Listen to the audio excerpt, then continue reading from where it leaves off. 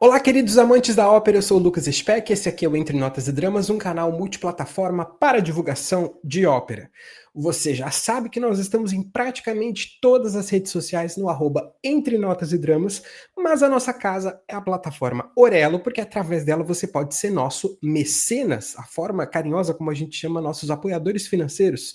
Em contrapartida, você vai ter acesso a conteúdos exclusivos. Hoje o nosso papo é repertório. E eu não estou sozinho, eu estou muitíssimo bem acompanhado. O nosso convidado é flautista, músico de orquestra, desses que sabem exatamente o que significa tocar a mesma ópera pela 10ª, 20ª, 50ª vez. Bacharel e mestre em música pela Unirio, ele atua como músico convidado em orquestras do Rio de Janeiro, incluindo a Orquestra Sinfônica do Teatro Municipal. E é um gato, ou seja, ele não fala de repertório por abstração, ele fala de repertório porque ele executa. Mas além de tocar o que sempre volta, Eric Soares pesquisa o que quase nunca volta. Ele desenvolve uma pesquisa inédita sobre balés de repertório brasileiros e atua como palestrante nas temporadas do Teatro Municipal, ajudando o público a entender não só o que se apresenta, mas por que se apresenta. E como se não bastasse, quando sai do fosso, ele vai direto para o bastidor simbólico da cultura brasileira. Ele é podcaster no incrível Pastoral da Fofoca, onde, junto de Manu Mairink, comentam sobre as melhores fofocas do Brasil. Ele é também co-criador do maior prêmio do entretenimento nacional, pelo menos na minha opinião, que é o Períneo Awards, porque toda a cena cultural também se constrói por narrativa, disputa e, é claro, muita fofoca. Hoje ele está aqui para conversar sobre ópera, música de concerto, enfim, repertório. Não sobre quais títulos a gente ama, mas sobre por que sempre amamos os mesmos. Eric Soares, seja muito bem-vindo, querido. Nossa, eu fiquei até emocionado com o meu currículo, porque eu me senti muito mais importante. Gente, é uma dose de ânimo. Venham Você nesse é podcast, foda. porque a sua autoestima já volta renovada, entendeu? Para começar bem 26. Olha isso, que É, incrível. Gente, você é bom dia. foda. Muito obrigado. Bom dia, boa tarde, boa noite. Muito obrigado pelo convite, Lucas. Eu tô amando já. A gente nem começou, já tô amando estar aqui, porque é assim que acontece. É um prazer estar aqui falando para os seus ouvintes sobre um papo que a gente já conversa bastante Na no off, DM pega na fogo. DM, as nossas DMs, nosso WhatsApp pega fogo. A gente já tem muita coisa por hoje, muita coisa, muita Muita coisa. Até coisa. difícil de recortar. Eric, antes da gente entrar no papo, onde as pessoas te acham? Passa aí os arrobas. Ó, no meu Instagram é @ericflauta, Eric com CK, é RICK, flauta, tudo junto. Né? No Spotify, no podcast Pastoral da Fofoca, não estranhem se lá me chamarem de Eric Fungos, porque é a minha persona para o podcast. Embora o nosso podcast a gente fala que é de fofoca, mas são as notícias da semana, no formato da fofoca, é sobre isso. Eu No amo. meu Esse. Twitter. Oi, fala. Vai. Não, fala teu Twitter primeiro. O meu Twitter é Eric Soares, o Soares com 2 S no final. O Lucas, eu vou botar as minhas redes, eu vou mandar pro Lucas, ele vai colocar tagueado aqui Na no descrição. descritivo do episódio. Claro. E é assim que vocês me acham. Ótimo. Não, eu só queria dizer que eu ouvi muito o Pastoral da Fofoca esse ano, porque precisei pegar muita estrada e vocês foram companhia. Então, muito obrigado a você, Ai, fico mano. feliz.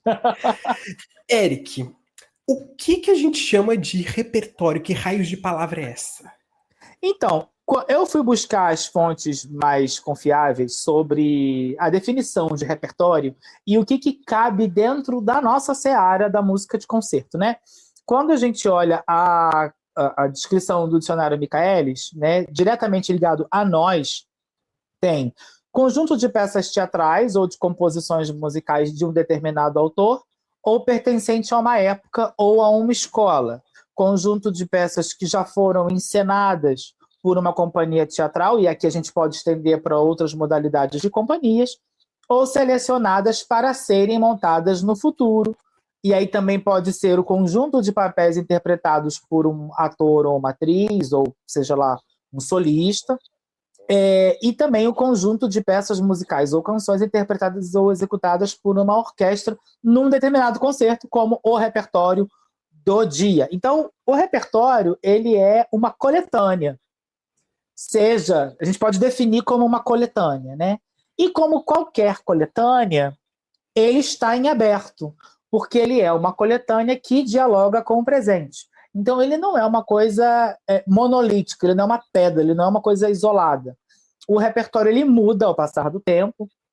Às vezes não, podemos discutir sobre isso, mas ele é um compilado de coisas, né, que se soma e se chama de repertório. O exemplo que eu mais gosto, quando a gente fala do sentido mais acadêmico do repertório, não do o repertório daquele concerto, eu gosto muito de falar do choro. Porque o choro ele não é um gênero, ele é um repertório. Porque no choro tem polca, no choro tem valsa, no choro tem machixe, no choro tem foxtrot, tem um pouco de tudo dentro do choro. Então o choro ele é um repertório. Então eu acho que a gente convencionou de colocar numa sacola e esta sacola se chama choro. E meio que se definiu o que entra também e o que não entra com o passar do tempo ali dentro dessa pasta. E falando em pasta, eu acho muito curioso porque a definição que você trouxe, ela já propõe várias pastinhas, né? Já. O repertório do cantor, o repertório da companhia, o repertório disso, o repertório daquilo. Quando a gente fala de música de concerto, e talvez a gente esteja usando esse termo para fugir do elitismo da palavra música clássica, ou até do erro anacrônico de chamar de música clássica, né? Ou música erudita, o que é ainda pior, né? A gente está falando em também muitos repertórios, né? Esses dias eu estava lendo que só de obras sinfônicas que são consideradas clássicas, e aqui estou usando o termo generalista, que talvez o melhor termo seria canônico, a gente tem pelo menos 1.500 obras que são consideradas clássicas, abre muitas aspas, porque elas são executadas o tempo todo, né?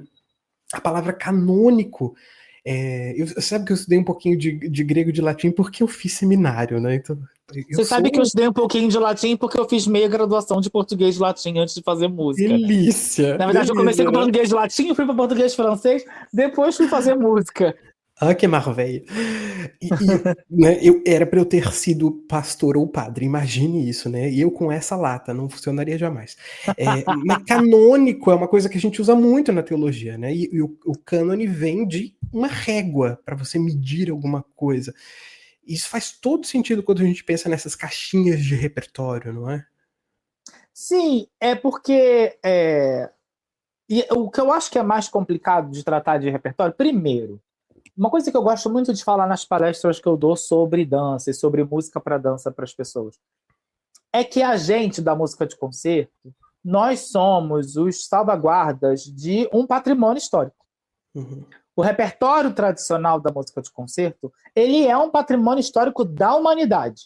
Nós, músicos executantes, diretores de ópera, regentes, somos as pessoas que tiramos do papel aquela manifestação. E aí depois escolhe-se o caminho que vai ser. É encenado, não é encenado, é digital, não é digital, é só com piano, é com orquestra e tudo mais. Mas eu acho que primeiro pensar o repertório como um patrimônio já ajuda muito a gente ter uma compreensão da importância que ele tem na nossa sociedade. E que a gente tem essa régua que a gente chama de cânone, que é o que meio que delimita o que, muitas aspas aqui, vale ou não vale a pena ser tocado ou ouvido. Essa é a problemática que queríamos chegar, não é? Mas é porque esta régua também é fluida. Exatamente.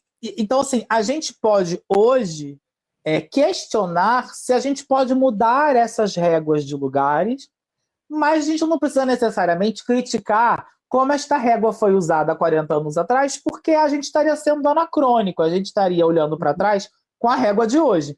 E eu acho que o debate do repertório, o centro dele a gente quer reproduzir e deixar a régua do que é tradicional no mesmo lugar, ou a gente quer ampliar o nosso ponto de vista do que a gente quer colocar dentro dessa grande ecobag chamada repertório. Aqui a gente já poderia deixar esse questionamento no ar e encerrar e ir embora, porque assim, já está maravilhoso até onde chegamos. Mas eu queria voltar nisso que você falou, de nós sermos, estou me incluindo aqui dentro dos executantes de música clássica, né? E tem um jargão que é levantar o repertório. Isso é muito importante porque, ao que você falava, que nós somos a salvaguarda desse repertório, uma pintura ela pode ser salvaguardada por um museu, pelos, né, paleógrafos que vão manter a temperatura ideal, a luz e tudo mais.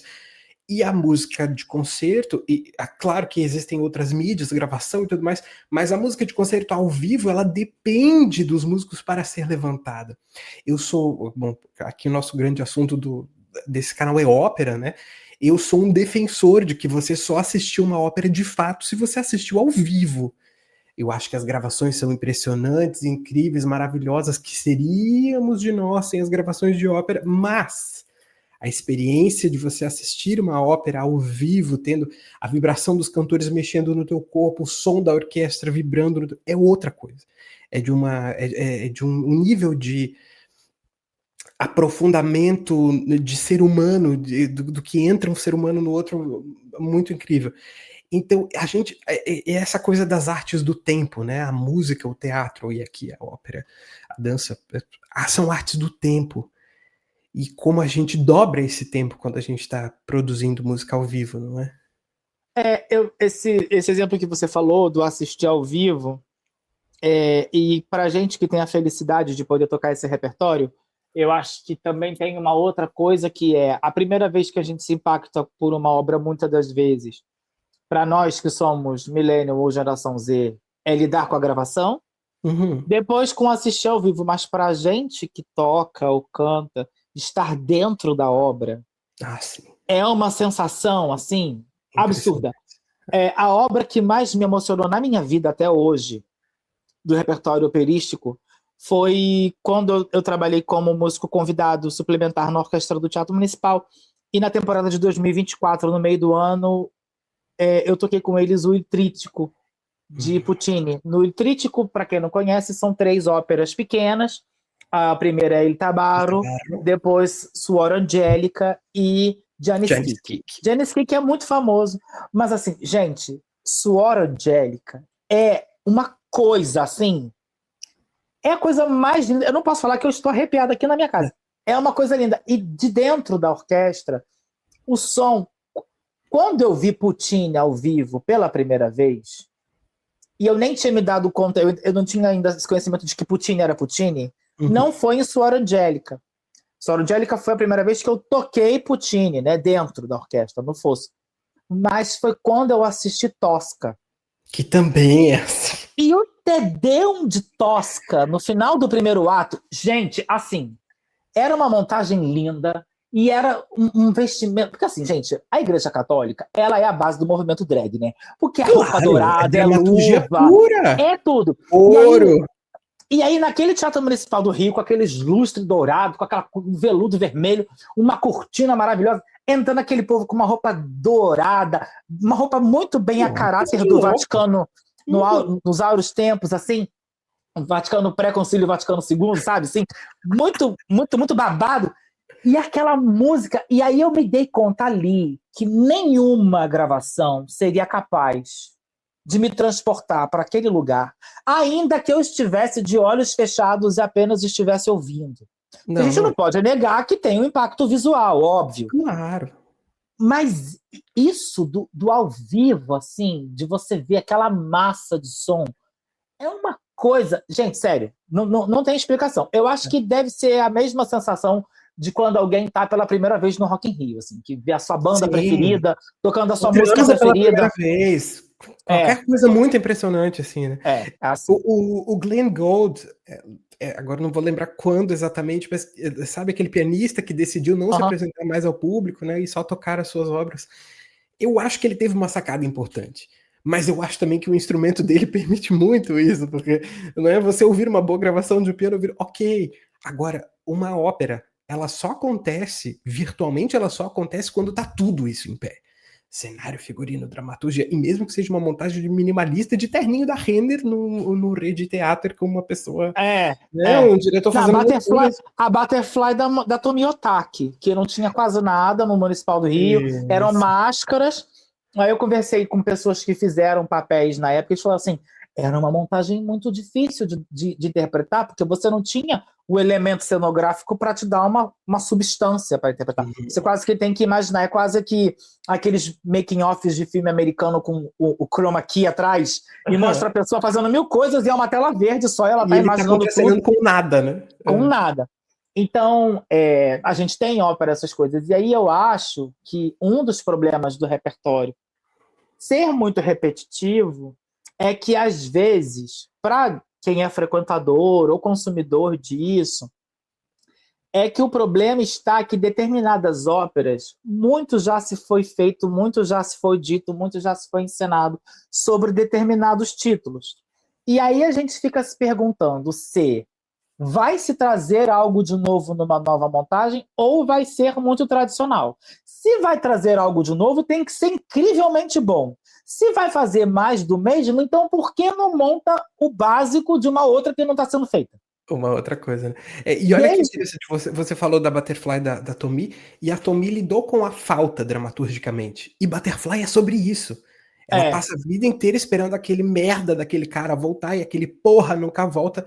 Eu odeio a história da Butterfly, me irrita assim profundamente. Mas é muito século XIX que a mulher sempre se ferra no final, né? Sempre se ferra, vamos combinar claro. aqui. Claro, não, o ódio daquele imundo, daquele cara, né? E esses dias eu postei algum conteúdo sobre Butterfly e alguém falou que conhecia várias histórias muito parecidas até hoje. Então não é uma coisa que ficou no 19, infelizmente, né? Mas eu fiquei pensando na neta da Tomie, a Elisa Otaki, que fez agora há pouco Macbeth, do Verdi, no Municipal do São Paulo. Bastante polêmica a montagem. Bem polêmica. E aí é aquela história, por que fazer de novo uma ópera do Verdi se não é para trazer algo novo? Mas ela traz algo novo e as pessoas ficam irritadas. Então eu acho que só essa possibilidade de irritar ou acomodar, confortar ou desesperar uma plateia já é motivo para a gente erguer esse repertório, né? Levantar esse repertório. E aí também, até seguindo o que a gente tem como roteiro aqui, quando a gente fala, inclusive, de repertório sinfônico, de música sinfônica, às vezes eu me pergunto, a gente sabe, e eu vou deixar em um determinado momento para falar só sobre as dificuldades que a gente tem no nosso setor, que às vezes algumas pessoas que estão ouvindo esse podcast não estão muito familiarizadas, por aqueles que são músicos já estão mais por dentro.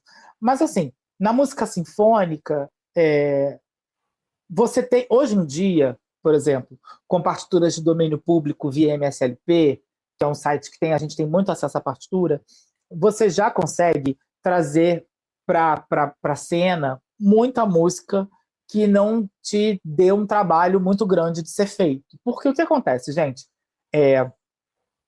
As obras, elas são os retratos daquele momento de quando elas foram feitas.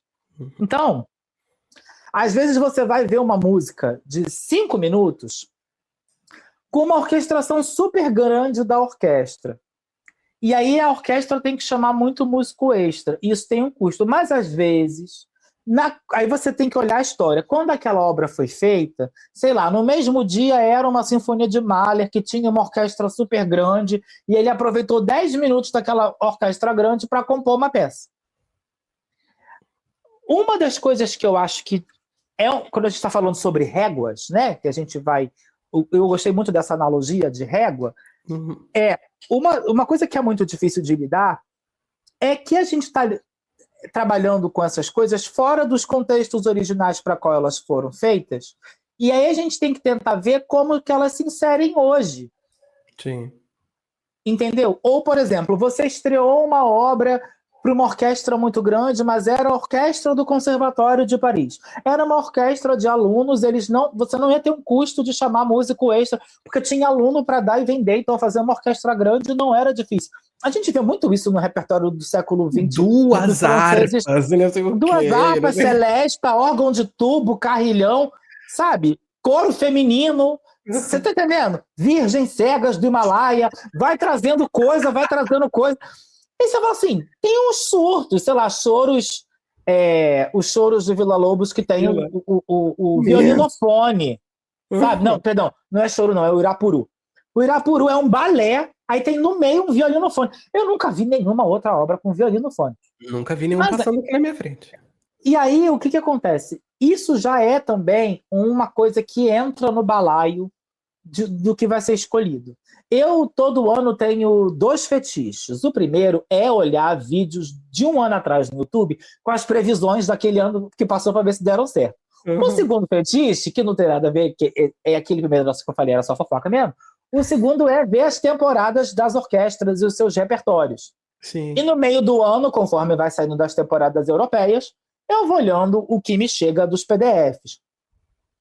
E às vezes a gente se depara com algumas escolhas que me parecem um pouco mais do mesmo. E que eu tenho uma dificuldade de compreender porque este mais deste mesmo foi a escolha. Eu não sou contra fazer o repertório canônico. Eu não estou criticando direções artísticas. O que eu acho que às vezes falta é ser um pouco mais claro naqueles belos textos de início de caderno de temporada, por que determinadas coisas estão sendo feitas novamente. Porque, assim, ninguém aguenta mais ciclo das sinfonias de Beethoven. Ninguém aguenta mais. Tudo bem que era um ano de efemérides, né? Mas assim. Mas o ciclo de. Olha, teve um ano que foi ano Mozart, há uns 15, 20 anos atrás. E aí era tudo Mozart. Mas Mozart já é tocado a exaustão nas salas de concerto. Sim.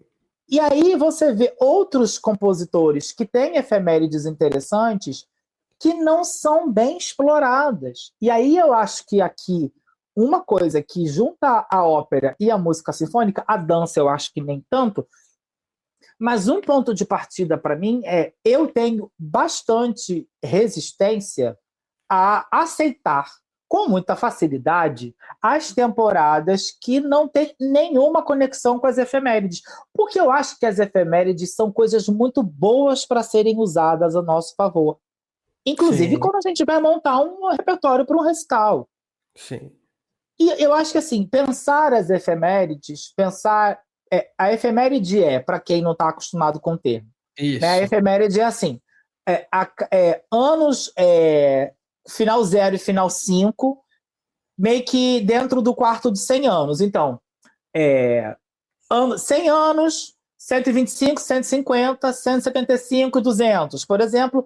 Isso daí você vai levar para vários outros exemplos. Então, seja 50 anos de morte ou 50 anos de nascimento, 100 anos de morte ou 100 anos de falecimento. E, às vezes, você tem a efeméride de algumas obras. Em 2013, a gente teve a clássica efeméride dos 100 anos da Sagração da Primavera, que tocou-se a sagração em todos os lugares. O Teatro Municipal encenou com o corpo de baile.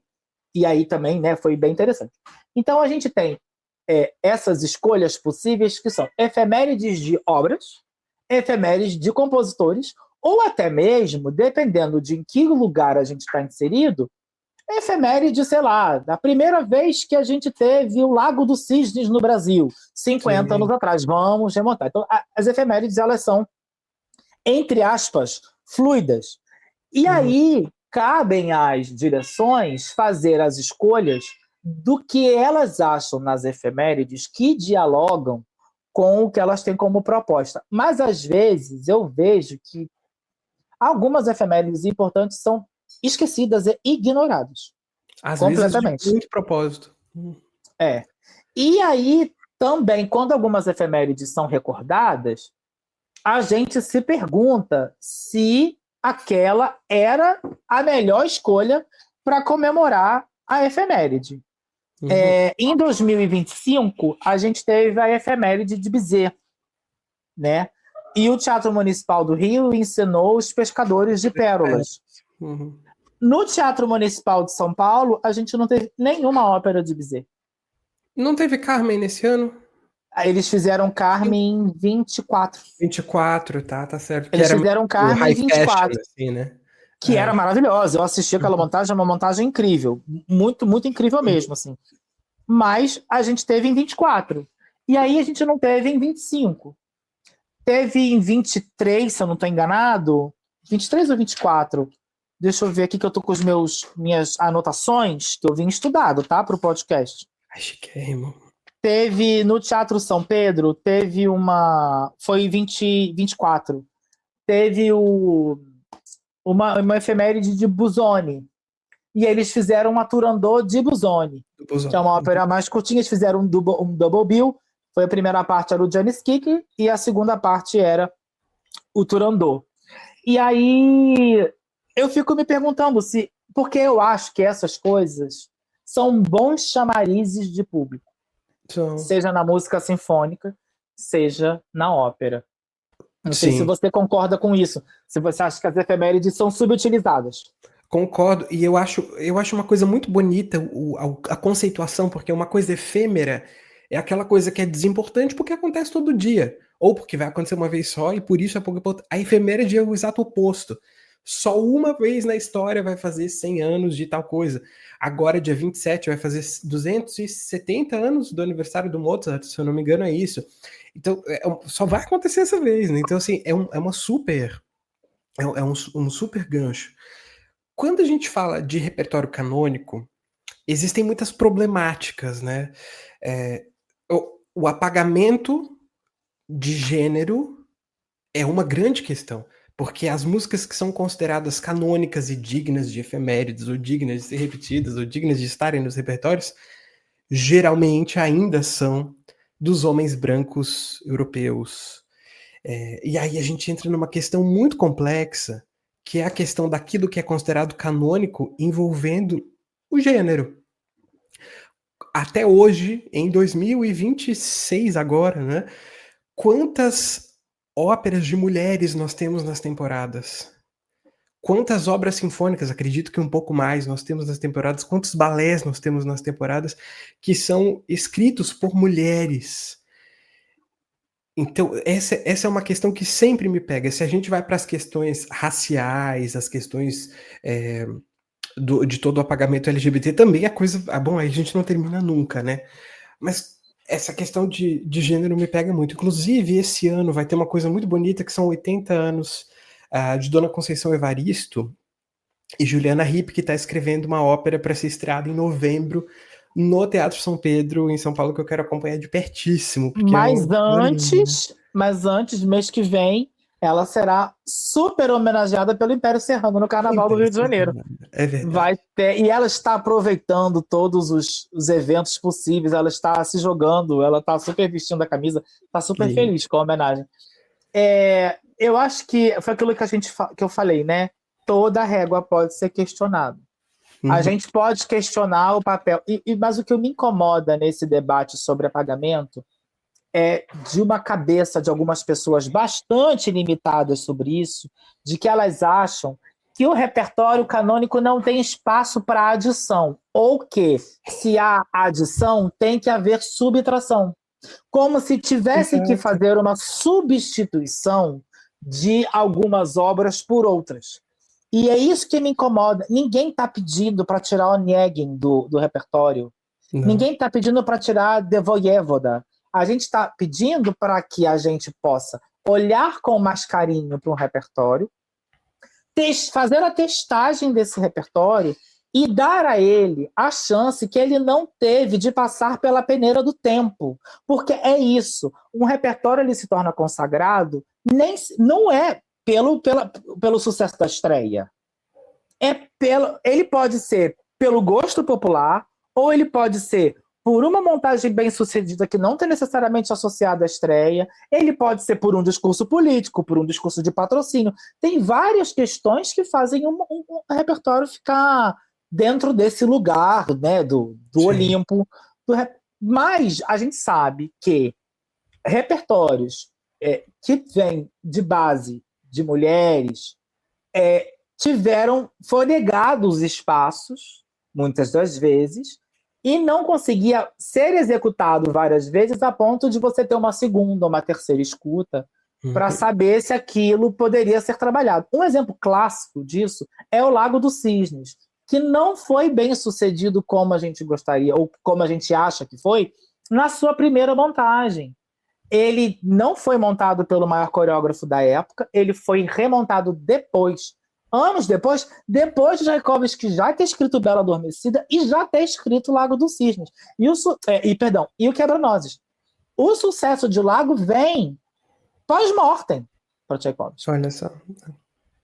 Então, Na Então, ópera a assim, gente tem muitos casos assim. Traviata foi um vexame na estreia.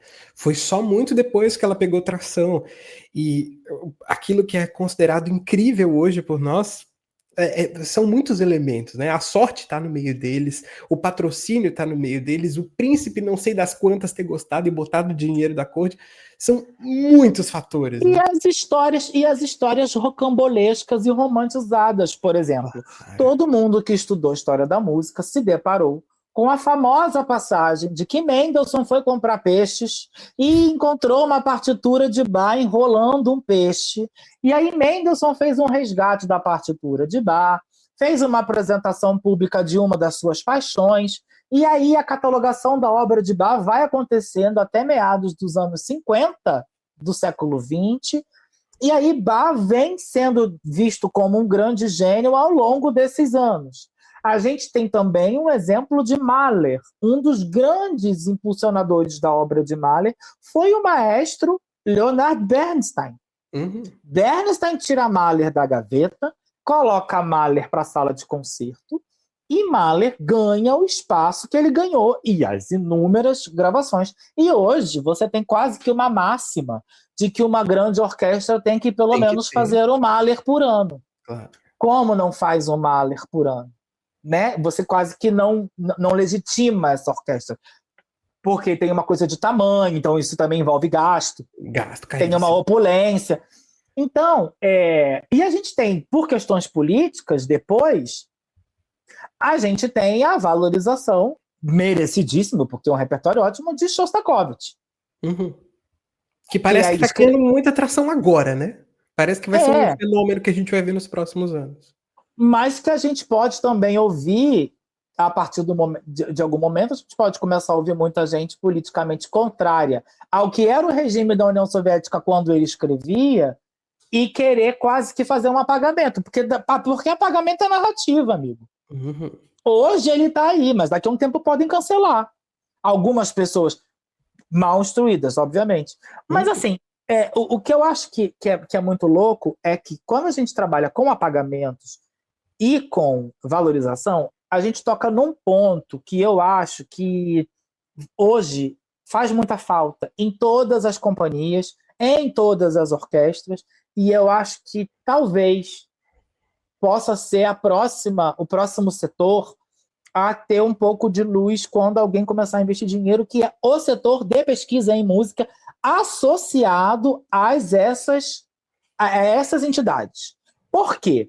A ópera feita por uma mulher, e aí cite aqui uma mulher, sei lá, Pauline Viardot. Pauline Viardot com Cendrillon, Cinderela foi feita no Teatro São Pedro.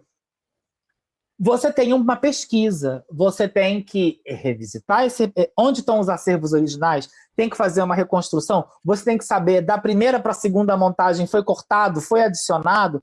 A gente tem obras que, porque aquilo que eu falei, né? No balé acontecia demais de você ter obras de outros compositores que eram enxertadas na segunda montagem. Mas na ópera também, muito. Uhum. Não, basta ver que Rossini tinha preguiça de compor a abertura, tem umas aberturas de Rossini que servem para 3 óperas. Para 3 óperas. O que a gente conhece hoje como o Requiem de Mozart.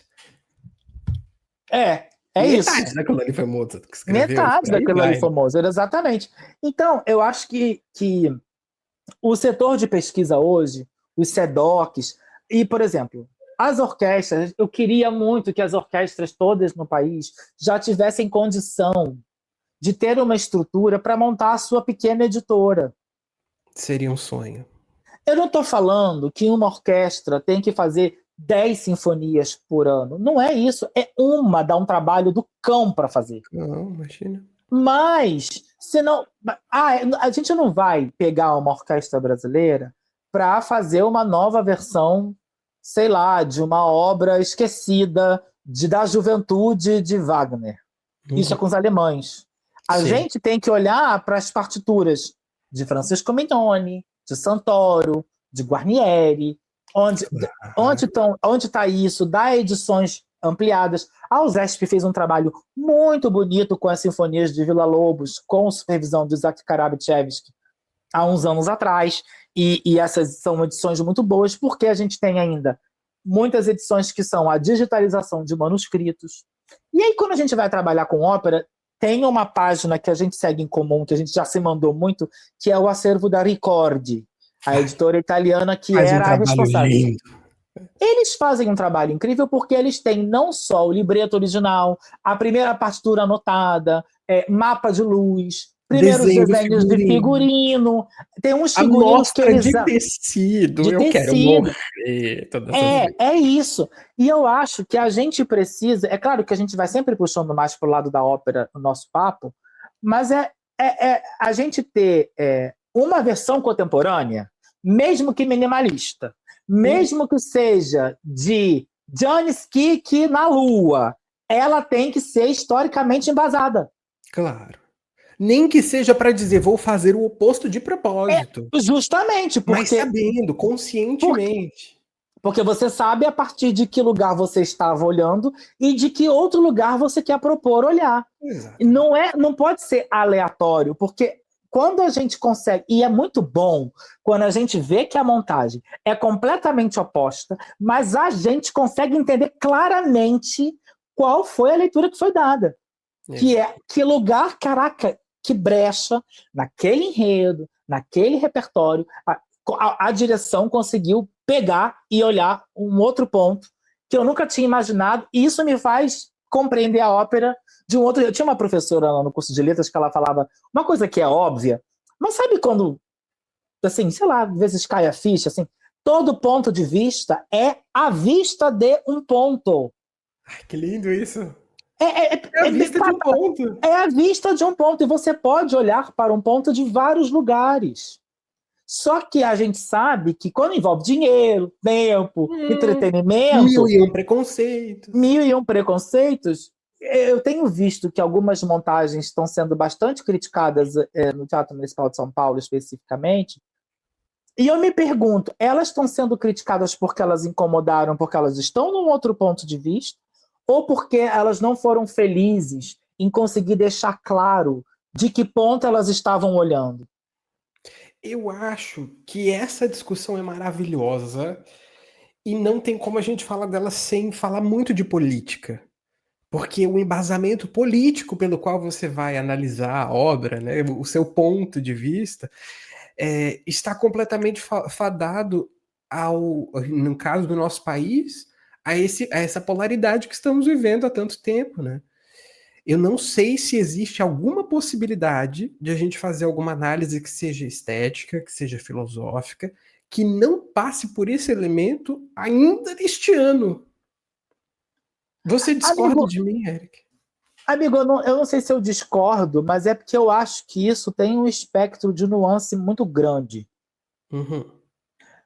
Porque o diretor ele não é um ser que está fora do mundo, ele vive neste país que nós estamos.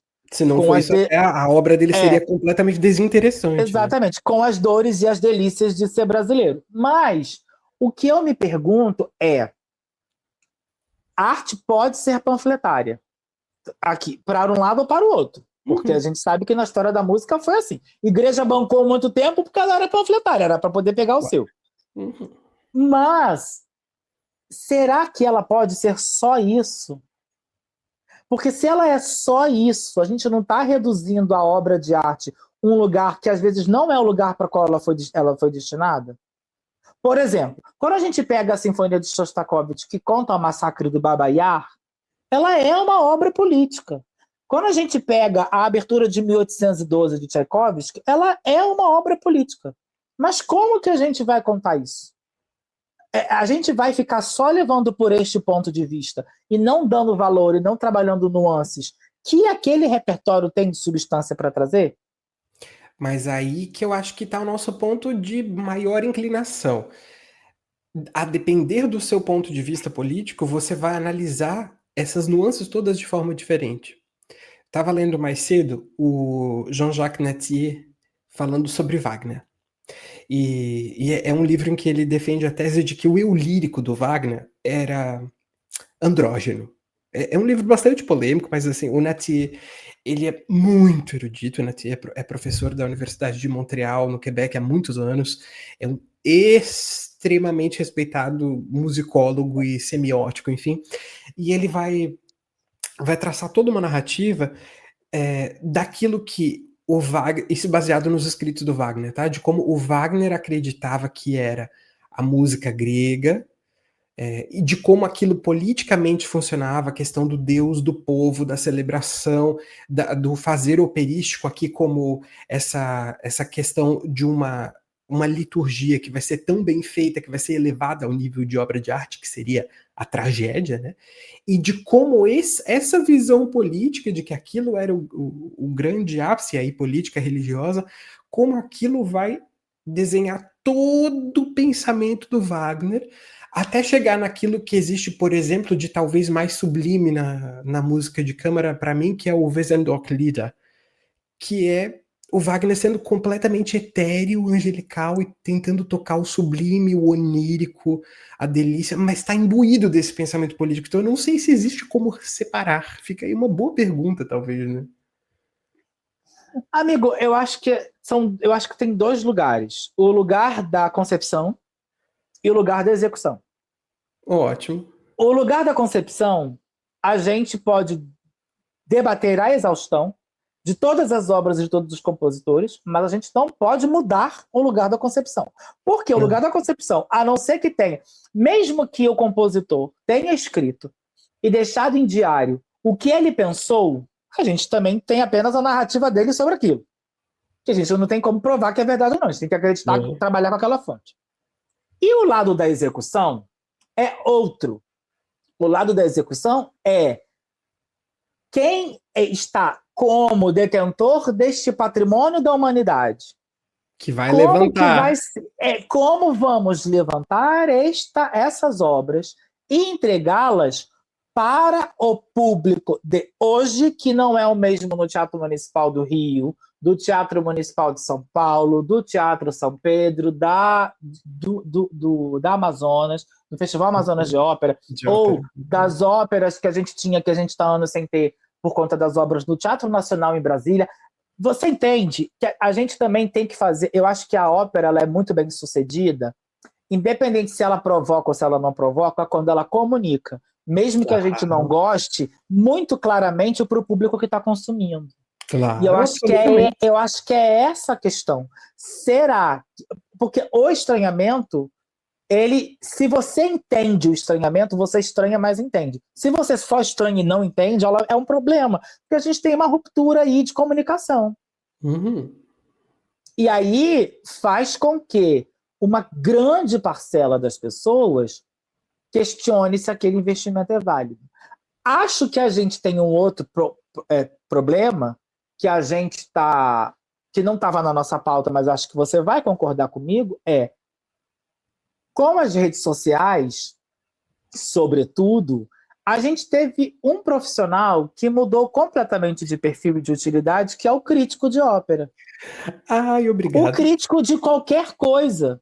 Porque o crítico ele era uma pessoa que tinha que se blindar das suas opiniões, embora seja impossível estar sem opinião, porque não existe discurso neutro, não, mas ter um olhar... Exatamente, mas é ter um olhar treinado para conseguir diagnosticar e se colocar também, porque o crítico também tem que ser empático, de se colocar num lugar diferente do que ele está e se questionar se outras pessoas teriam a mesma percepção dele, e trazer para os seus leitores, ou para os seus assistentes, para os seus telespectadores em tempos de YouTube. Isabela Boscov é um exemplo clássico de uma crítica que soube se adaptar aos seus tempos. Impressionante essa mulher. E que o papel do crítico ele está de quase que guiar também, ou de traduzir determinados signos para as pessoas, muitas das vezes sem dar spoiler, no caso do cinema. Mas eu acho que esse lugar, essa lapidação do olhar, com as redes sociais e todo mundo podendo ter o seu canal de si, que é a sua página, todo mundo quer ser crítico e falar muito. Sendo que, assim, que tipo de embasamento a pessoa tem? É apenas gostei ou não gostei? As pessoas têm o direito de gostar e de não gostar. Eu não estou aqui dizendo que a opinião dos outros tem que ser censurada. Mas a gente tem que tomar cuidado em que pedestal a gente coloca a opinião de alguém que tem um blog em relação a uma pessoa que tem anos e anos de crítica, de fundamentação para olhar para aquilo ali. Eric, Eu tenho um pouco de implicância com que isso, nós sabe? fomos de Maestro John Nashlin com todo o embasamento do mundo escrevendo críticas de ópera para um crítico que no ano passado assistiu uma ópera, disse que fulano não estava tocando, que era uma gravação enquanto o fulano estava no palco tocando a gravação, e um outro imbecilóide que vai escrever uma crítica e diz: fulano de tal está afetado, sendo que a pessoa em questão é homossexual. Então, assim, chega beira o criminoso, né? Beira o criminoso. Eu acho que assim, beira quase o nonsense, né? Na verdade. Porque. E aqui também é uma nova acepção de nonsense de sem sentido também. de nonsense de não sentido, talvez. E talvez de nonsense de no sensibility. De sem sensibilidade também. Sem sensibilidade. O problema, eu acho que o problema das pessoas na sociedade do consumo hoje é que existe um fenômeno, tem um podcast /videocast de um grupo chamado Braincast, que é muito bom, e tem um episódio que eles falam sobre o que aconteceu em Wicked, da plateia cantar muito as músicas durante a apresentação Wicked. E o nome deste episódio é A Plateia como Protagonista. E eu acho só o título incrível. Já é maravilhoso. Porque assim, será que a gente não está querendo, ou será que esses críticos não estão querendo colocar na palestra, perdão, na assembleia ali, nos assistentes, nos pagantes, nos convidados, porque eles não querem ser chamados de público. Uhum. Porque a gente faz a arte também para o público, mas a gente faz a arte para a sociedade. O público é o recorte da sociedade dentro daquela sala naquele dia. E Sim. Todo mundo pode ser público. Sim. Basta entrar. O requisito para você ser público é sentar-se em uma cadeira e estar lá. É Sim. Isso que faz ser público. E o público tem direito de gostar e de não gostar. Mas é aquilo que eu falei. Que papel a gente vai dar e que grau de importância a gente dá. E algumas pessoas reproduzem o que foi dito que é dito nesses textos sem pararem para ver. Olha, eu já li várias críticas, até de críticas grandes. Quando eu toquei em musical na faculdade, a Bárbara Eleodora gentilmente escreveu crítica no nosso espetáculo. E eu já vi outras críticas da Bárbara, de coisas que eu tinha assistido. A Adriana Pavlova faz crítica de dança aqui no Rio, né, para o Globo. O Marvel faz bastante de música de concerto aqui. A gente tinha o Luiz Paulo Horta, né, que também fazia historicamente aqui. E eu fico... Já teve crítica de eu estar no concerto e eu falo, cara, eu não tive essa percepção, isso para mim não foi um problema. Uhum. E às vezes me perguntei, será que era o lugar que eu estava sentado? Talvez. Será que os meus ouvidos não estavam apurados para isso? Porque também tem isso, nosso ouvido está em informação. E tá tudo bem criticar. A graça é justamente essa, né? Essa multiplicidade de opiniões. Mas aí eu vejo críticos que escrevem coisas que às vezes nós não gostamos da escrita, e se a gente critica, nós somos execrados. Porque querem colocar estas pessoas de blog, que não têm muitas vezes um olhar completamente bem feito, não são todos, mas quer colocar esta, entre aspas, crítica de opinião como se fosse algo escrito em pedra e colocar isso como autoridade. Quando mesmo a Bárbara Eleodora, sendo toda a autoridade que ela era, sabia lidar com alguém que discordava do seu ponto de vista. Claro, isso é essencial para o papel, né? Sabe, um filme do cinema, antigamente, quando a gente ia ao cinema, o pessoal da geração Z não vai saber o que é isso, quando a gente ia ao cinema e lia a crítica no jornal do filme antes, tinha no Globo que era assim, o bonequinho aplaudiu ou não, quantas estrelas tinha. E às vezes eu via umas coisas que eu achava muito incrível, que era assim, para o crítico tal é 1 estrela, para o outro crítico são 5 estrelas. Pronto. É isso. Sabe? E eu acho que é isso, assim. E Dona Bárbara Eleodoro, assim, como uma grande autoridade, a maior autoridade em Shakespeare desse país, ela falava uma coisa linda, que é o seguinte, e aí, porque muitos colegas nossos vão se colocar num lugar de não leio crítica, odeio crítica, não quero saber de crítica. Alto lá. E também a questão de assim, quem é que pode ser crítico, quem é que não pode ser crítico, também alto lá, né? O crítico, ele não necessariamente é um músico frustrado, embora a maioria das vezes seja. O crítico, ele não necessariamente, no caso de ópera, ele não tem que ser um cantor, não tem que entender tudo de técnica vocal, embora muitas vezes saiba e entenda.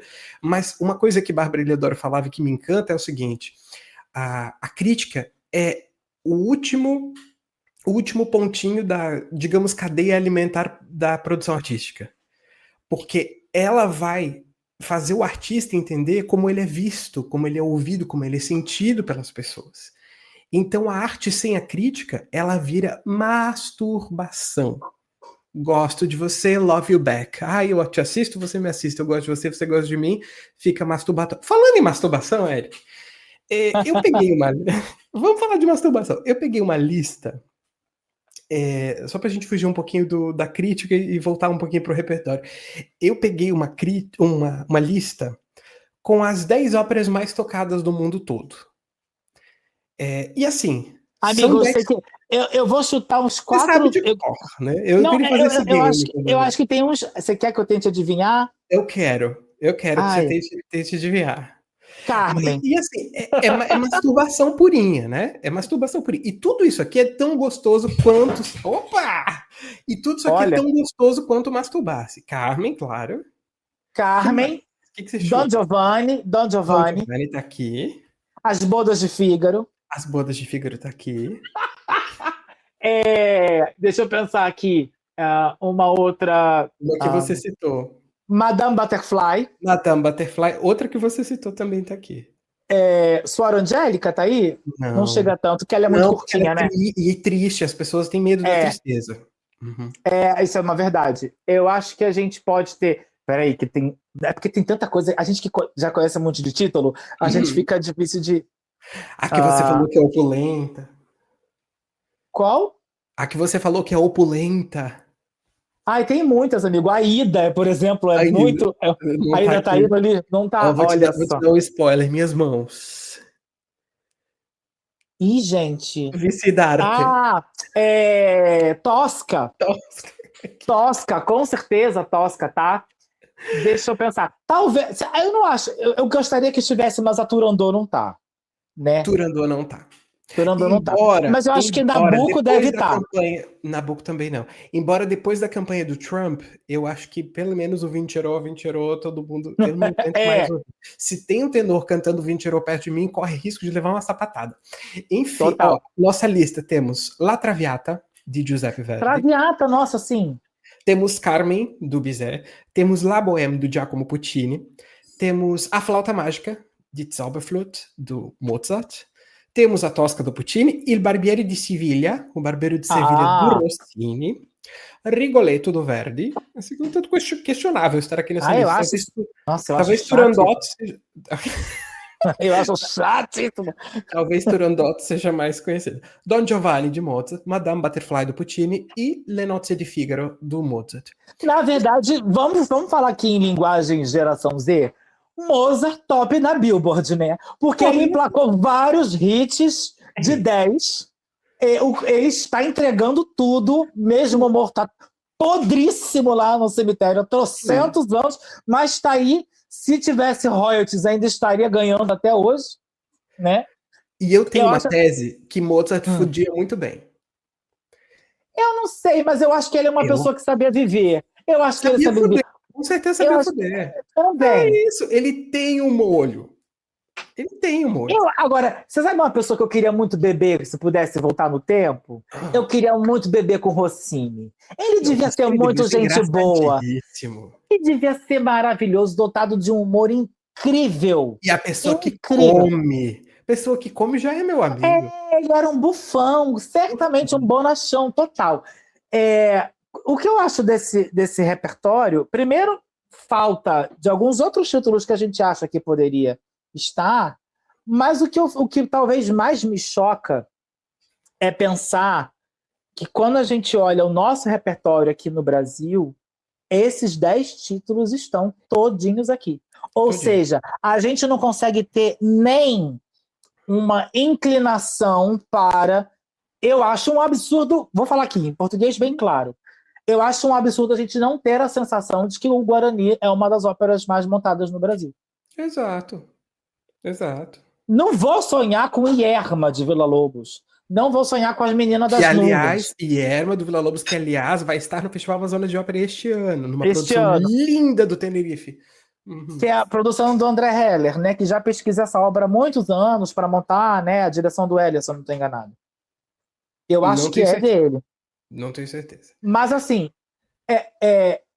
eu fico pensando muito sobre como a gente não consegue ter a nossa ópera mais famosa montada todo ano. Em algum lugar do Brasil. A gravação mais famosa em CD é do John Ashley com Plácido Domingo, e ela tem mais de 30 anos. A gente não tem uma nova montagem dessa ópera em CD. Eu não estou falando em vídeo. A montagem do Chapman... E aí uma questão problemática assim, imensa, que Carlos Gomes sofreu um embranquecimento ao longo dos anos. Não, isso sem contar que assim, dessa lista de 10 óperas mais famosas do mundo, em 6 delas, nós temos a mulher morrendo no final. Seja por doença, seja é um fetiche, né? É um fetiche. Mas eu também acho que é um retrato de um tempo, de um repertório que ficou congelado ali. O que me incomoda mais... Gostaria que fosse assim, que não fosse o retrato de hoje. Gostaria mas muito. O que me incomoda mais desse modelo, porque senão a gente cai meio que no mesmo lugar das novelas sempre terem os mesmos desfechos, né? Uhum. De que também é questionável. Da mocinha estar casada e da pessoa rica morrer pobre, porque pobre é a maior desgraça que uma pessoa rica pode ter. A Sim. pobreza. Perder tudo, perdeu tudo morando de aluguel, né? É meio isso. Mas assim, eu acho que antes dessa camada da narrativa e do texto, a gente tem até outros títulos que também têm esse mesmo desenrolar de narrativa que a gente poderia ver aqui super bem feitos. E que caem num lugar de esquecimento. A gente conversou sobre o Ambroise Thomas, né? Eu acho assim, eu acho que o repertório de ópera ele também dialoga com outros repertórios. Por exemplo, a gente cansa de ver, quando tá sem dinheiro, fazer ópera em versão de concerto. Mas aí, putz, cara, tu vai fazer Carmen em versão de concerto? Não tem graça nenhuma. Já que você vai fazer versão de concerto, faz de Jamilé, faz de Lacmé, faz... A Danação de Fausto. A Danação de Fausto. Faz outras coisas, já que você não vai ter dinheiro para a produção cenográfica, não vai ter dinheiro para balé extra, então me monta em versão de concerto um título que se justifica não estar sendo feito graças à dificuldade técnica. No período do Grand Opéra, da Grande Opéra na França, são óperas complexas e muito grandes, e que custam muito dinheiro, e a gente entende que haja uma dificuldade. Mas aí eu não entendo por que então, se eles não pedem instrumentos exóticos, e você tem o mesmo material humano que você vai usar numa outra obra, por que essa obra não é feita? Eu me pergunto muito, por exemplo, uma das obras com música vocal que eu mais amo na minha vida, e que meu sonho é assistir isso ao vivo, é Joana d'Arc na Fogueira, do Arthur Honegger. Que tem uma gravação incrível que fizeram com a Orquestra da Rádio França com a Marion Cotillard fazendo o papel da Joana d'Arc. Em Buenos Aires, quando fizeram isso, a filha da Marta Argerich fez a Joana d'Arc. E eu fico pensando assim, quantas atrizes a gente poderia ter fazendo esse papel incrível? Porque, para quem não conhece, o oratório da Joana d'Arc na Fogueira, ele é pensado como um oratório, ele não é encenado. Depois começaram a encenar. E a personagem da Joana d'Arc não canta, ela passa pelo processo do interrogatório ao longo de toda a obra. E por que essas obras não são levadas? Quer ver uma outra obra que não é, em geral montada cenicamente, mas eu adoro, que é a Infância de Cristo, do Berlioz. Berlioz, sim. Que é maravilhoso. Sim. E essas obras poderiam ser feitas em versão de concerto, e para a gente poder matar a saudade um pouco disso ao vivo. Ampliar horizontes. Há uns 3 ou 4 anos atrás, você deve ter chegado para você, com certeza, aquele vídeo da Sabine Devielle cantando a área da boneca dos contos de Hoffmann com vestidinho branco no palco da Ópera de Paris. Aquele vídeo é a entrevista de lançamento da temporada seguinte da Ópera de Paris. Ela cantou no meio. Naquele ano, o diretor da ópera falava assim: nós vamos montar Sansão e Dalila. Porque há 28 anos nós não montamos Sansão e Dalila. Eu falei, bicho, se a Ópera de Paris está há 28 anos sem fazer Sansão e Dalila, eu já tô mais Dalila que Sansão, eu não acho que eu vou morrer sem ver, entendeu? Vai buscar Dalila, pelo amor de Deus. Porque assim... Num país que temos Carolina Faria. E não só isso, amigo. Aí podem me chamar de problemático. Eu acho que tem uma galera da arte que tem uma dificuldade de querer dialogar com um país multifacetado. A gente sabe que a gente tem o crescimento de religiões cristãs no Brasil. Sim. Óperas com temática cristã podem aproximar para o público da ópera pessoas que não têm o hábito de ir. Mas é claro, assim, absolutamente. Sansão e Dalila, e são quantos Moisés no Egito, interessantes? Moisés no Egito, Les Huguenots, que é a Noite das 7 Estrelas, né?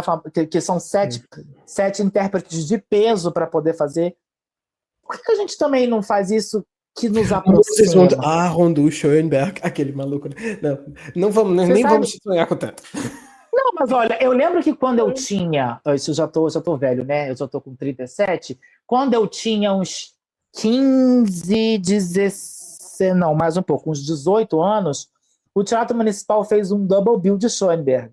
Então, era Noite Transfigurada, o balé, a segunda parte, e a primeira parte era Erwartung, A Espera. Sim. Uma ópera curta, super bonita. O triste é que no dia que eu fui, no ensaio não tinha legenda. Foi um pouco puxado assistir aquilo tudo em alemão sem legenda. Mas estava lá pela experiência, vivenciei a experiência. Mas assim, e aí, desdobrando um pouco também, porque esse nosso assunto ele é quase que puxando um grande crochê, é como são pensadas as temporadas. A temporada, aí agora eu vou ser 100% parcial. No meu ponto de vista, a dificuldade de montar uma temporada é equalizar desenvolvimento e qualidade do grupo que você tem, orçamento, estrutura e conjugar tudo isso com as questões artísticas. Então, por exemplo, uma boa companhia de ópera, se possível, ela tem que cantar em pelo menos numa temporada robusta de teatros lá de fora, que fazem 8 óperas ano. A gente não está falando aqui do Brasil que faz 5 óperas ano, 6 óperas ano. Não, 6 óperas ano, mas levando em consideração que das 6, uma é um triple bill ou um double bill, e aí você enxuga a quantidade, né? Porque no mesmo dia você faz 2, mas você tem que cantar em pelo menos 3 idiomas ano. Né? Você tem que ter uma ópera em italiano, uma ópera em alemão, uma ópera em francês. Ou uma ópera em inglês, se possível, uma ópera em português, para nós que estamos aqui. Tem que tentar conjugar isso para o desenvolvimento daquele grupo. Juntar isso com o orçamento, com dinheiro para você poder trazer solista. Então, eu acho que é muito difícil a gente montar um repertório. Eu não estou falando o repertório enquanto conteúdo, estou falando pensar a estrutura de repertório para o ano de temporada artística, quando a gente está com o pires na mão. Um caso que eu gosto muito de falar, por exemplo, é o caso do Teatro Municipal do Rio, na gestão da Clara Paulino e com a direção artística do Eric Herrera. Desde que eu me conheço por gente, o Teatro Municipal do Rio anunciava temporadas anuais e no meio do ano a coisa era mexida e os títulos eram cancelados. Em 2023 eles começaram a anunciar obra a obra, e em 24 eles já conseguiram lançar uma temporada anual que foi cumprida. E em 25 também. Apesar de pequena, né? Muito pequena. E aí eu acho que assim, ser cumprida, o que eu estou querendo dizer não houve cancelamento por falta de verbas. Uma coisa sei lá, cancelei uma ópera de Shostakovich porque a partitura não chegou, a editora não mandou. Isso é um problema externo, alheio ao teatro. E isso eu acho que é uma coisa incrível, porque se há previsibilidade, há planejamento. Se há planejamento, há espaço para o quê? Para pesquisa, amigo. Porque para você pesquisar, você não vai ficar pesquisando um título que você não sabe se um dia vai fazer. Então, Exatamente. Então, acho que quando a gente entra nesse lugar do repertório, hoje a gente está muito mais fazendo perguntas do que respostas, e eu acho que o legal é cada um dos que estão nos ouvindo pensar como eles lidam com isso. Será que a gente consegue, o nosso setor não tem que avançar para poder ter meios para poder se estruturar a ponto de que o repertório possa ser debatido? Porque eu acho que em muitos casos ele não consegue ser debatido. Nem chega nisso, né? Nem alcança.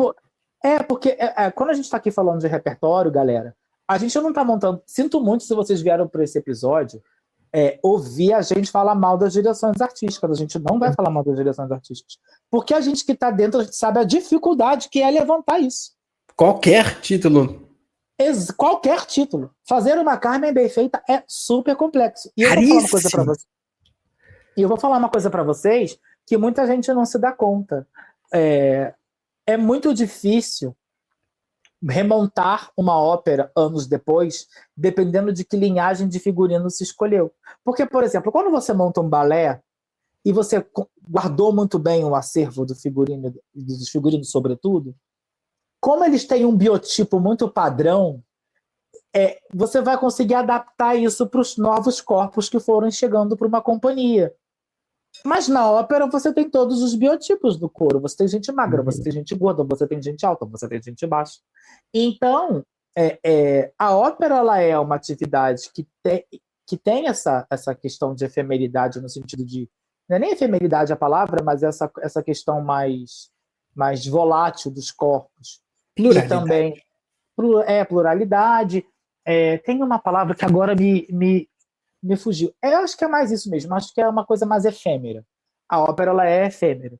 E eu acho que o diálogo que a gente já tem que ter, mas eu acho que não é o diálogo que a gente tem que ter. Acho que o diálogo que a gente tem que mostrar para fora a partir dos dados mais recentes da Fundação Getúlio Vargas, a gente está tendo praticamente R$7 para cada R$1 que é investido na Lei Rouanet. Porque volta, o pipoqueiro ganha, o Uber ganha, o hotel... todo mundo ganha. E aí, o setor da ópera, a Flávia, maravilhosa do Festival Amazônia. A Papisa, eu chamo de Papisa da ópera no Brasil. A gente podia um dia trazer a Flávia aqui, ficar eu, você e ela batendo papo, a gente grava assim? Vamos, por favor. Eu amo a Flávia. Eu encontrei com ela num evento aqui no Rio, eu conversei com ela, me apresentei, e ela é uma pessoa super solista. E, por exemplo, a gente na ópera já faz upcycling de figurino. A freira que faz Suor Angélica vai para o Diálogo das Carmelitas e vai para As Alegres Comadres de Windsor. Aquela roupa de freira vai sendo recalchutada em tudo que é ópera, entendeu? Parece carro alegórico, que aquela Nossa Senhora veio no outro ano na outra escola e pinta o anjo de ver. Vai fazendo... Que isso é economia circular, lidar com a diversidade. A gente já sabe fazer isso. Mas, por exemplo, onde que a gente esbarra? A gente esbarra numa condição de investimento que dê para os centros de produção de figurino, de ópera, tem um armazenamento legal para a central técnica para guardar isso. E Flávia faz isso com uma maestria, naquela umidade, naquele calor de Manaus, com 50 mil peças de figurino armazenados em cabides e produzindo emprego, porque aquilo tem uma pessoa que lava com uma periodicidade, a pessoa que vai abrir para circular o ar. Existe uma geração de emprego só na questão de manter o acervo. E também de repensar, vamos criar uma ópera ano que vem. Uma ópera qualquer. Sei lá, João e Maria. Este ano, em 31 de dezembro, acabou os nossos direitos de montagem daquele desenho de figurino da Traviata de fulano.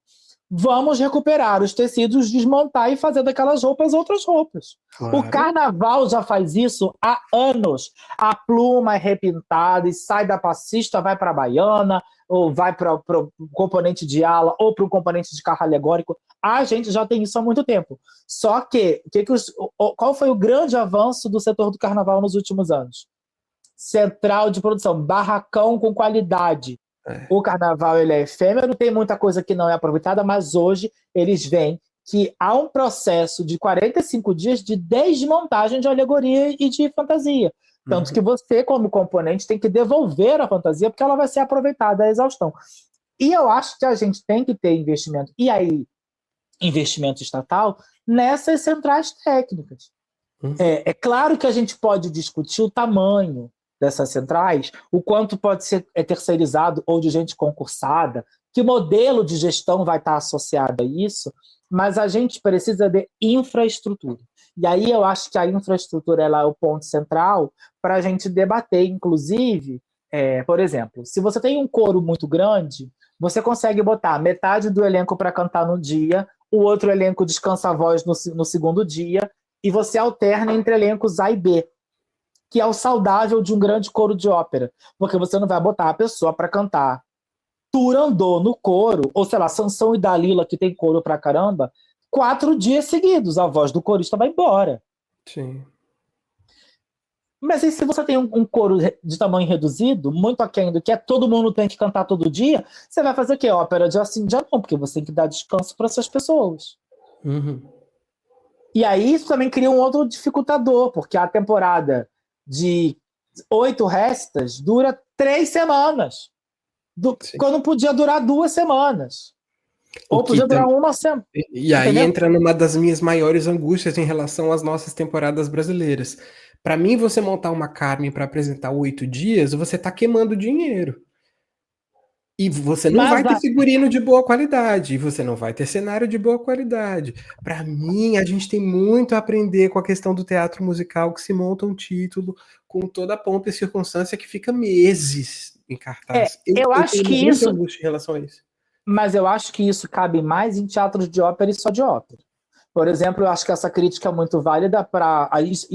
Dessa a gente pode falar mal, porque a direção caiu, que foi a Sustenidos lá no Teatro Municipal de São Paulo, porque era notoriamente questionado por todo mundo, não é só por nós aqui, pelo amor de Deus. Não é que a gente está deixando de falar de alguém, mas é porque esse era um ponto realmente nevrálgico na lírica nacional. O que acontece? Quando você vai para um teatro como o Teatro Municipal do Rio, você tem que alternar entre ópera e balé, e eventualmente concerto.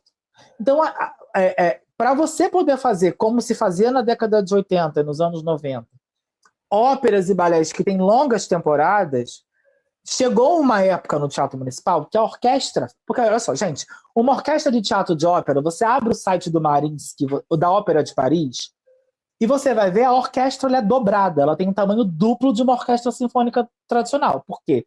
Uma parte do grupo está à noite tocando Turandot, a outra metade está de manhã ensaiando o balé.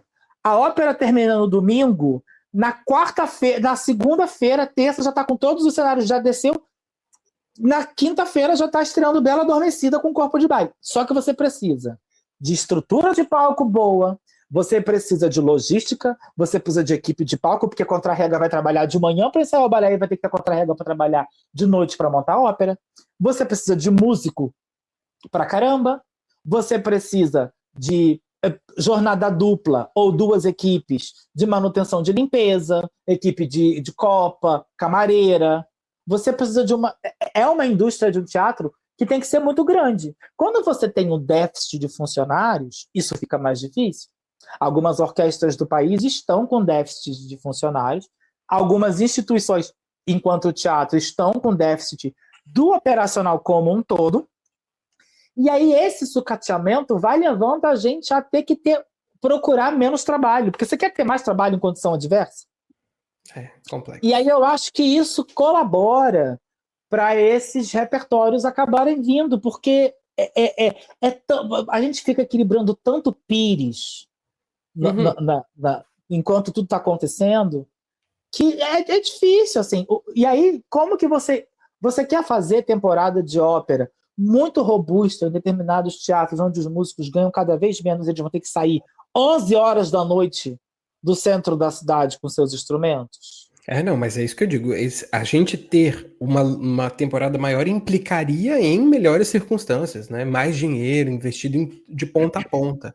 E a gente sabe que dá retorno. Bom, a palavra de Flávia Furtado tá isso, aí, né? É isso. E eu acho que assim, acho que a gente tem que lutar enquanto categoria para a gente ter o que a Flávia fala muito, que Flávia citadíssima nesse episódio, que é nós estamos onde o setor de audiovisual estava há 30 anos atrás. Nós estamos colhendo as premiações de um cinema de qualidade agora, porque é um trabalho que vem sendo feito há 20, 30 anos. E se a gente quer que o setor de ópera, o setor de música de concerto, o setor de balé, olha, daria um episódio inteiro só sobre dança. A única companhia estatal de dança clássica no Brasil é o Teatro Municipal do Rio de Janeiro. Eu nem cheguei em dança e eu sei que é a sua expertise, né? Nem deu tempo.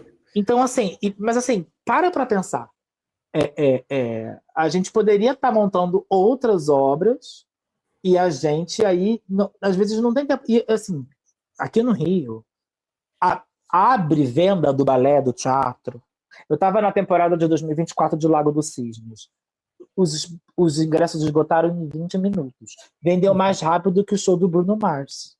É nesse ponto que eu digo que a gente precisaria ter temporadas maiores em tudo, né? E eu acho, e aí a gente nem entrou aqui, porque a gente vai estar caminhando para o final mesmo, mas assim, a gente nem falou assim, sobre o público. As pessoas subestimam o público também. O público de ópera brasileiro é apaixonado por ópera. Apaixonado. Amigo, eu vi públicos lotarem um Dom Quixote no Teatro Municipal do Rio, uma montagem de uma cena que ela era em conjunto com o Teatro São Pedro.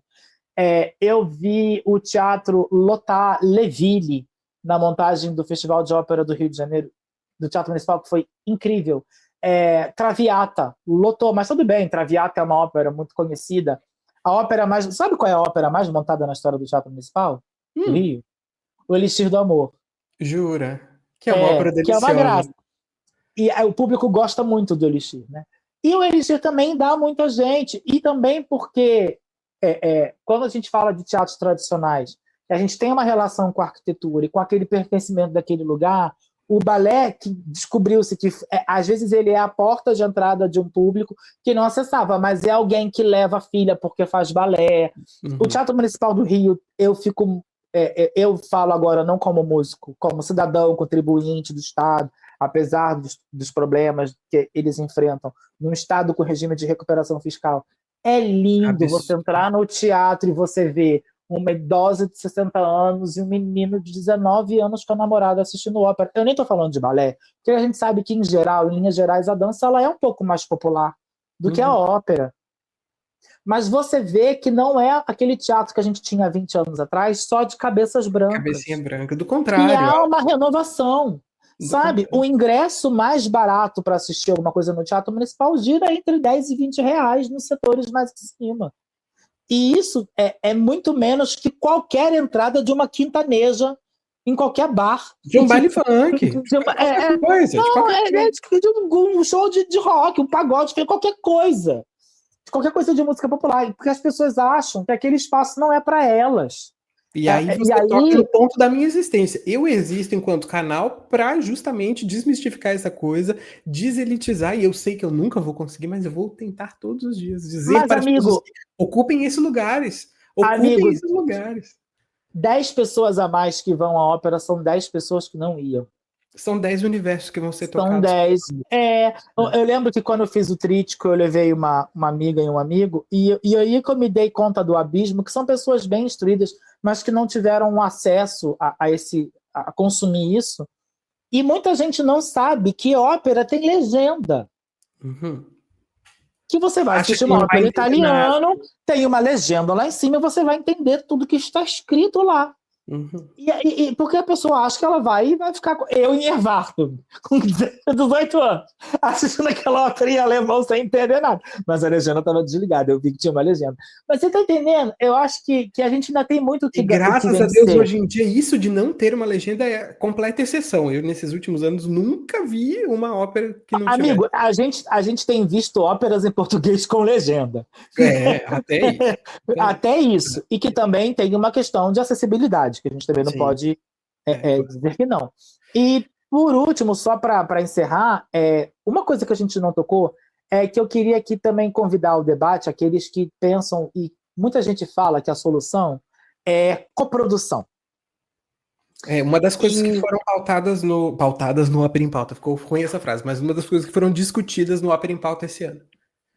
Mas aí a gente vai cair num lugar que é muito infeliz, mas é que é a realidade, que é a gente tem muito mais facilidade no eixo sudestino. Sim. Porque o Rio de Janeiro ele está praticamente equidistante de todas as outras capitais da região sudeste. Né? Uhum. Você demora quase o mesmo tempo de carro fazendo Rio BH, Rio Vitória e Rio São Paulo. Mas como é que você leva uma produção para Porto Alegre? Eu já conversei com pessoas do operacional e do artístico do teatro e falaram assim, olha, às vezes o que a gente tem que pagar de transporte e de seguro é tão caro e burocrático que vale mais a pena a gente fazer um cenário aqui igual, até que seja igual. Até que seja, sabe assim? Sim. Até que seja igual, mas fazer um outro cenário aqui. E aí a gente entra numa situação de logística do nosso país, que é, se a gente tivesse algumas situações mais interligadas, seria menos difícil. Mas acho que também pode ser pauta para, no futuro, buscas de patrocínio. Você pode ter empresas de logísticas que se orgulhem em carregar cenários de um lugar para o outro, ou via navio, e você vai do Rio para Manaus, porque você não precisa necessariamente desmontar uma ópera em janeiro para montar lá em março, você pode montar lá no outro ano, porque você não vai montar aqui naquele mesmo ano. Então, eu acho tem produções que são feitas pensadas na sua transportabilidade, né? Claro que se for um projetor com um fundo palaciano para La Traviata, eu prefiro tratamento de canal, honestamente. Mas as produções que são feitas, pensadas em serem transportadas, ótimo, né? Porque já nasce com esse porém, né? Eric, para a gente encerrar, eu gostaria de uma brincadeira, uma ópera que já existe e que você ama e as pessoas pouco conhecem, que você gostaria que fosse parte do repertório canônico. Bom, vai essa primeiro, aí depois a gente termina com a... Amigo, eu não posso não responder Sansão e Dalila. Eu sou apaixonado por Sansão e Dalila. Eu sou apaixonado pela história, pela intriga. Tudo bem, coloca a mulher como trambiqueira, mas isso aí estava lá na Bíblia. Mas eu acho que é um personagem com sensualidade. Pelo menos ela, dependendo da montagem, ela tá viva, né? Mas assim, eu acho que Sansão e Dalila... Eu acho que essa coisa da familiaridade da história tá dentro no contexto, né, de livro religioso. Então todo mundo, às vezes, que teve uma educação religiosa já conhecia essa história, você vê aquilo materializado. Eu acho que Sansão e Dalila tem muito espaço para... música extraordinária. Música é incrível. E eu acho que ela tem muito coro, e eu acho que ela também tem muito espaço para leituras visuais. Eu acho a Sansão e Dalila muito rica. E tem uma outra que eu... Desculpa, você pediu uma só, mas mas porque essa aí até é bem conhecida e bem executada. Inclusive, minha próxima tatuagem, Mon Cœur s'ouvre à ta voix, eu vou tatuar no meu peito. E a próxima, vai? Diga. Tá, mas aí uma outra que é menos conhecida, que é mais na bolha, é Lacmé. Que também é bastante conhecida lá fora, né? Mas aqui não, a gente olhando o mercado interno, não. E se a gente quiser uma que é pouco montada lá fora, pouco montada aqui, amigo, não tem como fugir de Mignon. Mignon é incrível, Ambroise Thomas. Ambroise Thomas, de forma geral, é pouquíssimo e é incrível, é impressionante. É lindo. Obrigado. Agora, para a gente encerrar a real oficial, eu gostaria de uma notícia que você deu na Pastoral da Fofoca, que você acha que seria o melhor plot para uma ópera de repertório. Ai, amigo, tem uma notícia. Olha só, a gente está falando de tragédia, né? Eu vou falar de tragédia, tá? Teve uma tragédia... Gente, pelo amor de Deus, eu vou ser cancelada, mas isso é uma notícia que saiu no Portal Metrópolis. Um homem queria... Isso foi prêmio no Perino Awards de 2024. Olha só, um homem queria contratar os serviços sexuais de uma senhora, de uma moça. Ela era uma GP? Aí, aparentemente, ela era uma moça que também trabalhava, também fornecia esse serviço. Era do métier e do chupier. Ele negociou com ela e ela gostava de uns biricuticos, de um cigarro, de uma coisa, e falou assim para ela, olha, vamos lá para o motel, eu te banco nisso aí, te dou um dinheiro, você faz o agrado aqui nas minhas necessidades carnais, a gente se conhece biblicamente, acabou o milho, acabou a pipoca e tá tudo certo. Ou seja, não teria ápice essa história nenhuma, seria mais um dia normal neste Brasil. Só que aí o roteirista do Brasil não dorme. Não. Eis que a mulher chegou no motel, ela começou, eu não sei se ela usou crack, se ela usou maconha, ela entrou numa noia errada, ficou agressiva e quis bater no cara. E aí ela foi no banheiro do quarto do motel, arrancou a tampa da privada e foi bater nele.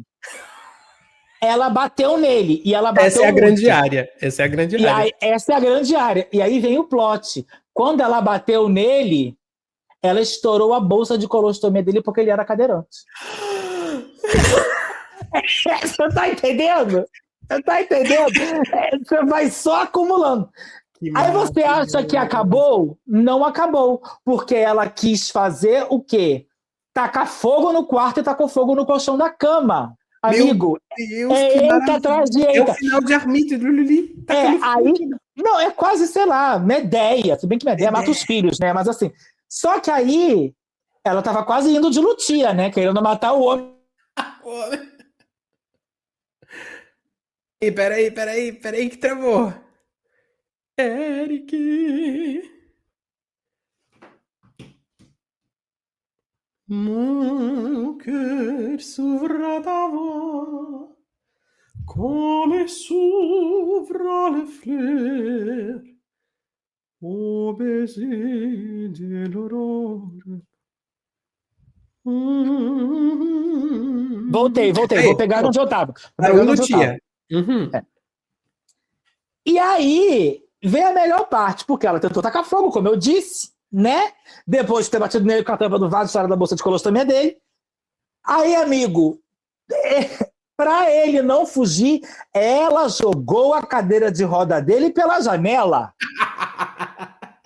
Tá bom? Defenestrou a cadeira de roda. Sim, e aí ficou aquele merdelê da bolsa de colostomia estourada, o homem lá, que eu não sei se tinha tomado um estimulante naquelas condições, a mulher girando que nem uma Beyblade, doida ali dentro. E aí você pensa que acabou? Não, porque você estava sentindo falta do que nessa ópera? Do couro. Amigo, o detector de fumaça pegou, e aí tocou o alarme do motel. E todos os usuários tiveram que sair dos seus quartos e ir para o pátio. Amigo, foram todos enrolados de lençol para o pátio do motel. Ou seja, não só ficaram sem uma folga, como se fuderam, e não foi da forma que eles queriam. E aí termina com um grande Orfeu nos Infernos, né? Que é ela indo presa, o cadeirante sujo de cocô, o povo enrolado no lençol. O cheiro de fumaça. E aí aquela cena dantesca, eu acho que isso daria uma ópera maravilhosa. E para ser bem enxuta em um ato só, que aí você não tem tempo de respirar. Vai acontecendo, sobe cenário, pega fogo. Amigo, sério. Vou ligar para o Ripper, para o Martinelli, para a Juliana Ripper. Alguém vai ter que escrever esse negócio. Alguém tem que escrever. Amigo, sério. Pelo amor de Deus. É brilhante. É brilhante, porque ela começa como um drama, ela vira uma tragédia, ela termina com humor, porque você termina rindo de tudo aquilo. E você se questiona, deveria rir dessa tragédia humana? Devo ter um peso na consciência? E a culpa cristã, entendeu? É muito bom, sério, isso é muito bom. Não tem como. Essa notícia para mim... Eu sabia que você teria o enredo perfeito. Eu aqui pensando no André Surak com o filho, sabe? Mas isso amigo, dava uma cena lírica, dava um prelúdio só. Amigo, pra me chocar, hoje em dia, com tanto de notícia que eu consumo, muita coisa, né? Tem que ser muito pesado. E eu vou te falar, essa história está para sempre em nossos corações. Eu e a Manu, a gente sempre lembra dela, porque foi assim, o clássico dos clássicos. Eu não consigo nem pensar o nome. Eu lembrei muito daquele filme com a Vera Fischer, no Navalha na Carne, né? Que é bem famoso e tal. Sim. Mas eu acho que tinha que ser um outro nome que misturasse Chamas da Paixão, Labaredas do Amor, não sei. Labaredas de cocô. Labaredas da vida, entendeu? Assim, porque muitas camadas. Isso daria uma ópera maravilhosa, com sirene de bombeiro no fundo, fumaça, uma coisa meio sensorial. Mais, tem que fazer uma sessão de mesa branca para que Nelson Rodrigues escreva esse libreto. Total. Nossa, É a não, minha isso aí única com o nosso... exigência. Minha única exigência é essa. Não, amigo, a gente tem dois caminhos, mas na verdade não dois caminhos, eu acho que tinha que ser um feat, né? Já que na mesa branca tudo é possível, era o Nelson Rodrigues escrever, mas a revisão ser do Jorge Fernando. Pronto. Que aí dava uma pitada de humor ao Kylian Nelson. Ia ser incrível, ia ser incrível. Não ia ter pra ninguém. A gente ia ganhar todos os Emmys, Grammys, tudo. Perino Awards! Perino Awards. Ia ser do Brasil, ninguém ia tirar esse título da gente. Ia ser a melhor ópera da história. Sem Meu condições. querido, muito obrigado por essa conversa. Você foi Eu adorei. maravilhoso. Muito obrigado. Teve baixaria, teve alta cultura, tudo que eu gosto aqui misturado. Obrigado, A obrigadíssimo. nossa cabeça multijanelas, né? É Bem muito assim. janeiro. Obrigadíssimo. Adorei a sua participação. Seja bem-vindo. As portas e o cu do Entre Notas e Dramas estão sempre abertos para você. Eu queria agradecer a todo mundo que está ouvindo a gente. Me procura lá na rede, manda uma mensagem, a gente quer saber se vocês gostaram. Pode convidar. Isso, pode convidar a gente também para ir em outros podcasts que a gente também vai. No Spotify, Pastoral da Fofoca. Pastoral da Fofoca. Me encontra lá e também no Instagram, que é onde eu uso mais, @ericflauta. Amigo, muito obrigado, adorei estar aqui com você. É só me chamar que eu volto. Eu sou aquela visita chata. Ai, volta aí. Se chamar, eu volto. Então, assim, se não quiser, não chama mais. Mas se chamar, eu volto. Lança um tema que a gente vem. Chamarei. Muito bem. Você volta para falar do repertório de balé que não deu tempo. Ótimo, vai ser ótimo. Já fica combinado. Querido, muito obrigado. Um beijo. Eu que agradeço. Um beijo. Tchau, Até gente. a próxima.